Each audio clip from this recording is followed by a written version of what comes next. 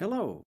In this lesson, we will introduce Network Access Control, or NAC, and explain how this nifty technology has evolved over time. Let's begin with the obvious question. What is Network Access Control? It seems obvious, doesn't it? It is something that controls access to the network. And at its simplest level, this is what NAC does. But if that's all that it was, then it wouldn't be fundamentally different from a network authentication and authorization server. Traditional authentication to the network followed the IEEE 802.1x standard that provided an authentication method to devices wishing to join a local area network, LAN, or wireless LAN. The mechanism was a port-based network access control, which used agents, the software running on client devices that provides credentials to the authenticator, to control access to the network. Another means to control access to a public network, such as one serving a coffee shop or in a hotel, is a captive portal. If you've ever connected to a network in an airport, hotel, or coffee shop, you might recall interacting with a web page, sometimes agreeing to some legal mumbo-jumbo before access is granted. This worked well enough as long as there was a user to authenticate, or an agent that could be loaded onto the device. But then, handheld wireless devices appeared, and people found them very useful when conducting business. To leverage the advantages of these devices, businesses began to permit bring-your-own devices, BYODs, onto the network. Parallel to this trend, headless Internet of Things, IoTs, began to connect to the network, which didn't have the CPU cycles or memory to host an agent for authentication, or to support security programs. This is why they're headless. Ultimately, it meant that IT administrators were no longer aware of all the devices that were connecting to the network. Bad actors immediately saw the potential to use these devices as a means to attack networks. IoT devices are part of a larger IoT systems that gather information or provide local points of control. In smart homes, IoT devices can better regulate heat and humidity, monitor what's in your fridge, and help you with your grocery list, and remotely control the locks on your doors. IoT devices are deployed in business networks as well, to connect security cameras, control lighting and thermostats, and measure room occupancy and usage. Their convenience has made them very popular, and the number of devices have proliferated.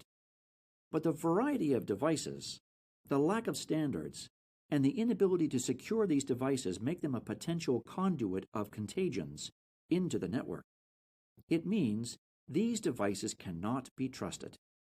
It became apparent that BYOD and IoT devices needed to be tracked, controlled, and monitored for any evidence that they had been compromised.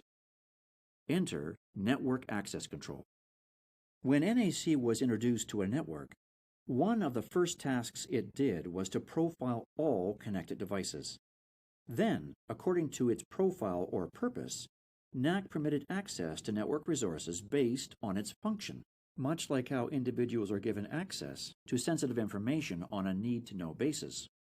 For example, an IP camera should be able to send and receive traffic from the NVR server on the network, but should not have access to any of the sales or finance servers. The limited and controlled access supports the benefits of IoT systems while limiting the damage they can do to a network.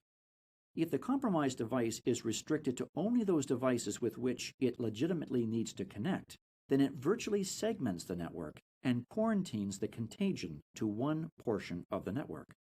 While NAC can identify and control network devices, it can have shortcomings. Some NAC solutions were designed to assist with BYOD device onboarding of wireless networks. They work well in those environments, but underperform in wired environments, creating a security vulnerability. Other solutions were developed to work within a single vendor's environment and work well only when all the network is from that vendor, but leaves security holes when other vendors' equipment is in the network. And some solutions require seeing the network traffic, which works well in small, simple networks, but doesn't scale well in large, distributed networks. Ideally, you want a NAC solution that has complete visibility into the network to identify all the devices and all the users. This means that it must be effective in both wireless LANs and LANs.